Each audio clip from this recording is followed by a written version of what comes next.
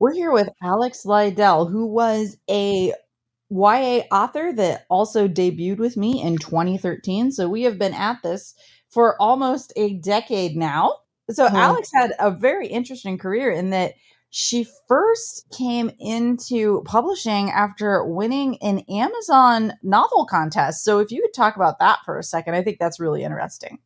So at the time, Amazon had partnered with Penguin for a few years to run a breakout novel contest. Everyone writes a manuscript, submits it. It goes through levels of judging, starting from their Amazon reviewers, going all the way up to celebrity judges. So my manuscript got into the finals there. One of the three celebrity judges was Sarah Dessen. She actually is the reason that my agent contacted me at the time. I ended up being a finalist, but I did not win the entire thing. The winner got a publishing contract with Penguin. However, in the process, like I said, Sarah Dessen was one of the judges and she recommended me to her agent. So I was agented at that point by Lee Feldman. And about within 48 hours, we had pretty much an equivalent contract with Penguin. That was the debut into the traditional world for me with a young adult. And like you said, that's how we met, Lucky 13s in the class of 2013 young adults. A few years after that, I switched tracks. I completely left not only traditional publishing, but I left the young adult world and I switched over to indie romance, which is a complete turnaround for me, but very smart business decision. It was great to work with Penguin and I learned a ton with them, but from a business perspective, indie romance was just a game changer for me there. That's one of the reasons why I wanted to have you on as a guest because I think your story illustrates that there are, first of all, so many avenues to breaking into publishing, but then also you don't have to remain on the course that you're on. You can change tracks and even find more success by moving away from the traditional world. So you have had quite a bit of success in indie publishing, and as you said, specifically in romance. I know that marketing and promotion and publicity is all very different when you are an indie, but even the approach that you take to your writing. To understand the differences where you're coming from, you have to look at how the books are being sold. In the traditional world, primary ways people are going to buy your books is going to be by the publisher going to their major sellers, let's say Barnes and Nobles, and there's going to be a representative who's going to talk up your book and is going to say, hey guys, this is a great book that you should buy. In the romance world and in the indie world, you are going directly to a consumer. The physical books become more of a collectible. The vast majority of my readers are going to be in the ebook format, and they're going to buy the physical book if they really like the ebook just because they want to have something on their shelf. Understanding the other difference is a lot of the romance readers are going to be whale readers. I have people who will read a book a day. So they are consuming things at a much faster pace. What I need to do is I need to look at what kind of journey, especially with romance, what kind of journey are those people looking to be taking on? And I need to be very respectful, especially in romance where people are in essence inviting me into their fantasies, right? Romance is a fantasy escape.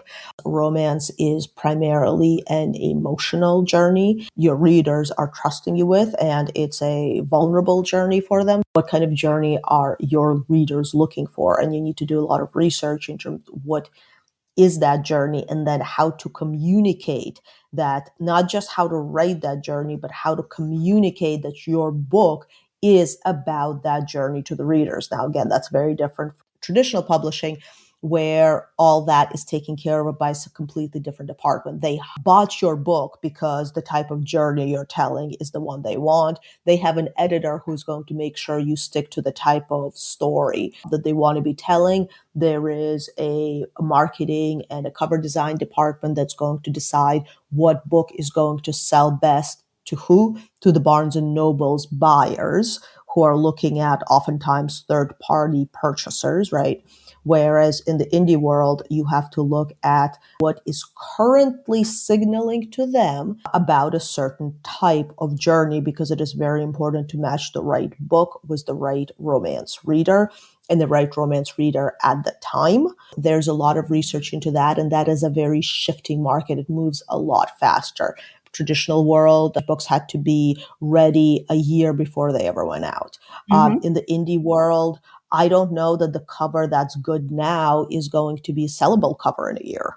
Things are going to change. Algorithms are going to change. The signals are going to change. And what I mean by signal is if I want to signal to the reader that I have a spicy or a steamy book. For that, do I need to have a cover with two people who are all over each other and, a bodice ripper cover or a symbol cover? Well, both of those have been true throughout. TikToks wanted to put up covers. Suddenly, discrete covers became a much more sellable aspect. And the readers learned that their symbol cover oftentimes refers to steamier content. So previously, that signal might have been a bodice ripper.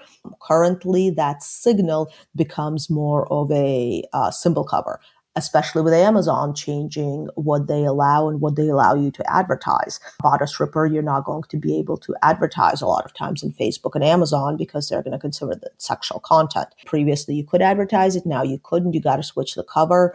How do you signal to the readers what it is? And there is almost an understanding between readers and writers about what symbols are going to imply what type of content.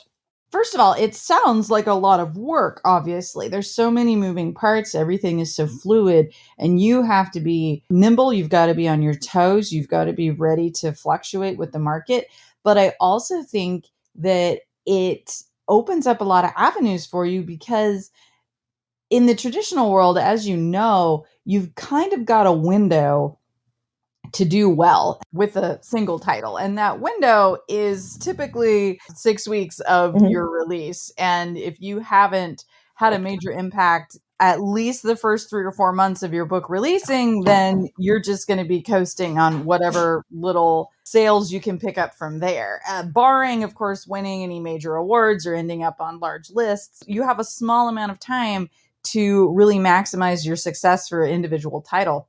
One of the things I really enjoy about indie is that if you have written something for whatever reason, you were a little bit behind the times and the trend comes back, or you were ahead and something that you wrote a year ago suddenly is hitting again or for the first time, you can recover and you can use those phrases, whatever they are, for the moment, whether it's midlife magic or second chance at romance, whatever it is that's happening right now, you can repurpose something that you already released, and it might do better if you're just changing categories and, like you said, signaling to the reader through your cover and through the phrasing that you use to promote it, this is what you want.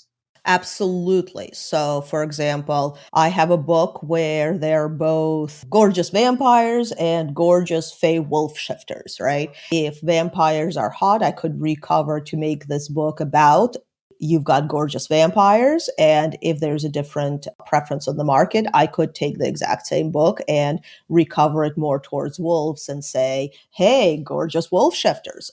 And both of those are equally true about the book, but I can recover and rephrase the blurb to emphasize whatever part is currently more on the market. So in traditional, you don't get to relaunch, whereas in indie, that is absolutely a tool. And I do have a question on that end. If you do retitle, recover, things like that, is there a way that you signal to readers that this is a book that has formally been released? So if someone who likes, let's say, both vampires and werewolves, and they originally bought your book when it was marketed as a vampire novel, and then you're re-releasing, kind of pushing the werewolf, is there a way for you to indicate to them that this is a previously released title so they don't end up buying something that they already own and then possibly being frustrated by that? Yes, the subtle way of signaling that is called saying it absolutely outright at the bottom of the blurb. This book was previously released as. Also, if on Amazon, when we're talking about re-release, there are two different ways of doing it. One is you delete all previous existence of the book, publish it as if it was a brand new book, obviously adding that statement there. That also deletes all the previous reviews and all the social proof. However, the other thing you could do is just recover, retitle, but keep the same book. So you're just updating the book. And on Amazon, it will actually tell the customer that they have previously purchased this title.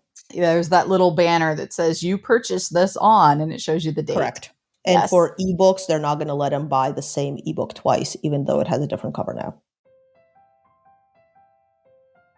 Create beautiful books with Vellum. Create ebooks for every platform with Vellum: Kindle, Kobo, Apple Books, and more. Each specialized file will guide readers to buy your next book in their store of choice. For print, choose your trim size and Vellum does the rest, giving you a professional result. Vellum 3.0 features 24 styles with 16 all-new designs. Each one allows for multiple configurations, giving you a new world of options for your books. Add a rich background behind the beginning of every chapter. You can even set the mood with white text on a dark background. Vellum comes with 6 illustrated backgrounds ready to use in your book, as well as a custom option where you provide your own. Also included in Vellum 3.0, new options for fonts, TikTok for social media, size control for custom ornamental breaks, and new trim sizes for your print books. Vellum. Create beautiful books.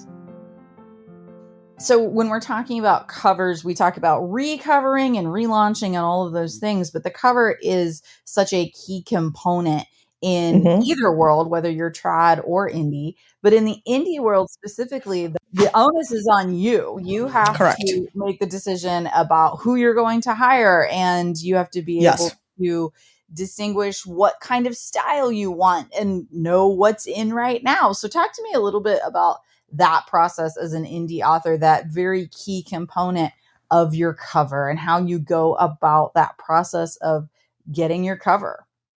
It is very important to first acknowledge that there are different indie writing journeys, and there are people who are writing a book of their heart or a book that is really emotionally important to them, and they were going to write this book this way, even if somebody told them, hey, this book is never going to be a bestseller, and they're going to write that book anyway. Versus people who are saying, hey, if I had a crystal ball and I knew that this book was not going to be a big hit, that I would never write this book.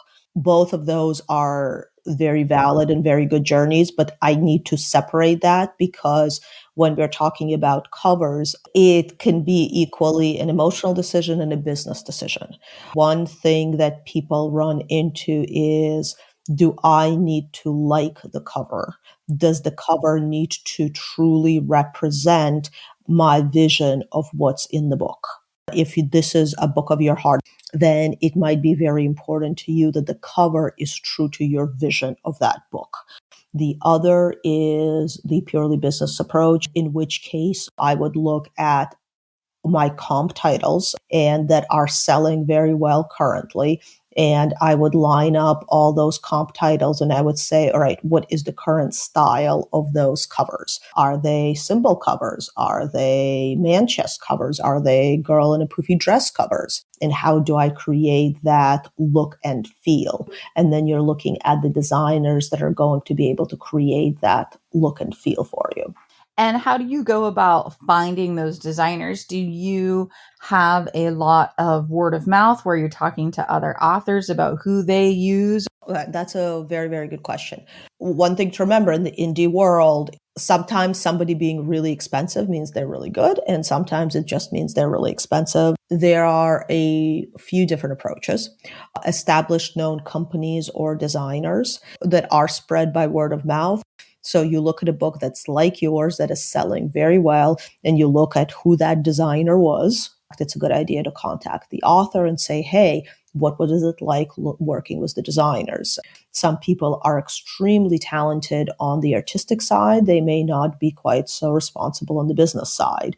Give a shout out to Deranged Doctor Designs, which is a very professional group that I've worked with for a lot of my covers. You can book with them. You have to keep in mind that a lot of designers will book very far in advance. If you know you have a series of books coming out while you're writing, get that spot with the designer secured way ahead of time, because you may need that 6 months, 8 months lead time to get onto their schedule. Now, the other approach, which people are using more and more now, designers will put pre-made covers. So you look through the pre-made covers and you find the look and feel of the cover that you like. In the indie world, we'll do a series versus single books. Chances are you're going to need multiple covers for your series. So you look at the pre-made covers and you find what matches what you're looking for. And then you contact the designer and you say, look, I want this pre-made cover, but then I'm going to need 3 more custom covers that are a continuation of this pre-made. Again, the advantage is you get to see the outcome before you are making a purchase. You're not waiting 8 months to get your first cover. It's a lot less emotionally taxing than coming up with your own idea. Again, this is a lot more on the business side, where I need a cover that's currently matching the trends versus I need something that's really, really speaking to exactly what I want. Chances that there will be a pre-made out there that's exactly matching your characters is difficult. So we talked about contracting the designer by finding a book that you like and vetting the designer, and then talking to them about making customs, getting on their list, looking at pre-made covers and finding a pre-made cover that speaks to you and matches the market, and then talking to the designer about making additional covers like that. Then you will hear about people who are doing truly custom covers. They may be paying for photo shoots because they want the covers to be specific to them and they don't want to be using stock images. So they don't want the dress, the girl, the head that appears on their cover to be appearing on anybody else's. They're doing totally custom covers, or they may be doing painted covers and they're hiring artists to paint a cover for them.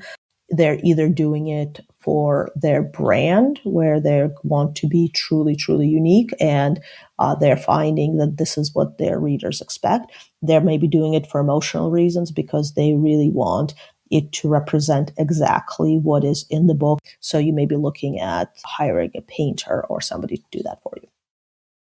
There's so many routes and so many choices that you have to make, and that's just a single aspect there, the cover. So something else that you have to make a decision about early on when you are going into the indie world is whether you want to go wide or not. To explain what that is for my listeners, Amazon, of course, has the largest chunk of sales across the publishing industry, but particularly in ebook and the indie world, especially when we're talking about US sales, it's going to be Amazon.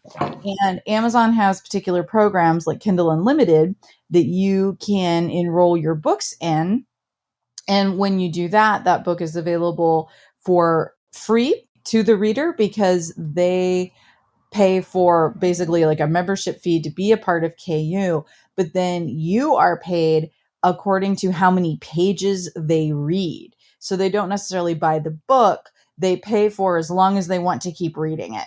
But in order to be in KU, your book can only be available on Amazon. You can't be available through Barnes and Noble, Kobo, Google Play, anything like that. And so you have to make that decision about whether or not you are going to go wide and sell outside of Amazon, or whether you're just going to stick with that leader and remain in their stable. Can you talk a little bit about how to go about making that decision? First, just to clarify, and you said it exactly right, but just to clarify for people who may not be familiar, even if you're in KU, your paperbacks, your physical books can still be available anywhere you want. We're only Yes. talking about your ebooks. Generally speaking, you are going to see a faster, immediate return in KU. You are going to make more money faster in KU. However, the question becomes risk and longevity. The risk is when you're in KU, you're not established wide. If something happens with Amazon, Amazon decides that they have a policy change and now your romance books have too much sexual content that they don't want them advertised, or they don't want to show them on certain types of searches or results, you're stuck. You don't have anything else. Advantage of it being, it is a lot simpler because you're juggling a lot fewer websites and you're juggling a lot fewer sources and rules and advertising venues. So it takes up a lot less cognitive bandwidth to do that. And oftentimes you are making money faster. There's no right and wrong decision on it. People make it based on a lot of times how much cognitive bandwidth they have. If you're putting out a lot of books, do you have time to manage them in all those different stores? Another strategy people may use is they may initially release them into Kindle Unlimited, which is a 90-day term, and say, look, I'm going to release it into Kindle for a 90-day term. And after I'm not really seeing as much returns there, then I'm going to go wide.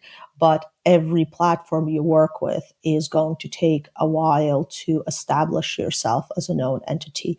Readers tend to read in the platform of their choice. So somebody who always goes to buy things on Kobo knows things in that ecosphere, and how long is it going to take for them to discover that you exist in that ecosphere? It's not that readers don't have content that they can choose. It's about how do you get your content in front of the reader. And if you're on multiple channels, that means doing so in multiple channels, which is a big investment and takes time away from writing your new book. Those are some pros and cons of both decisions. There's no right and wrong one. One other caveat is there are some genres that have a heavier KU readership. That is a decision you need to make. If that is one of your genres, that's going to add some weight. For example, when you have whale readers, and whale readers are readers who are reading a huge quantity. They may be reading a book a day or, at least several books a week, and they're just not going to be buying that many books. They can't buy that many books. So they're going to be reading in KU. Oftentimes we see that in romance genres. It is so hard to balance what you want to do and make those decisions that are going to be so impactful on your success. And you're the only one making those decisions. So it is a very challenging thing to wander into. Absolutely. The bad thing about traditional publishing is you don't get a say in so many things. The good thing about traditional publishing is you don't get a say in so many things. Right. You don't have to make those decisions. Yeah. Last thing, why don't you let listeners know where they can find your books and where they can find you online? My flagship series is a romance series that I'm best known for, which is Power 5, which is a fantasy romance. And you can find that it is all in Kindle Unlimited, and you can find it on Amazon. If you type in Power of 5 by Alex Lidell, Liddell. I am also started a series that is a romantic suspense series called Trident Rescue. Again, you will find it on Amazon. It is in Kindle Unlimited if you subscribe. I'm writing under a slightly different pen name there. Instead of Alex Lidell, it is A.L. Lidell. And that is just to help Amazon differentiate who to advertise the books to, because one is a fantasy romance, the other is contemporary romantic suspense series. All my books feature protective alpha type heroes and feisty heroines. Wonderful.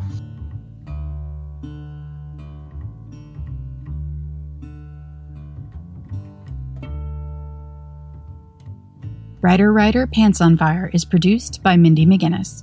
Music by Jack Corbel. Don't forget to check out the blog for additional interviews, writing advice, and publication tips at writerpantsonfire.com. If the blog or podcast have been helpful to you, or if you just enjoy listening, please consider donating. Visit writerpantsonfire.com and click Support the Blog and Podcast in the sidebar.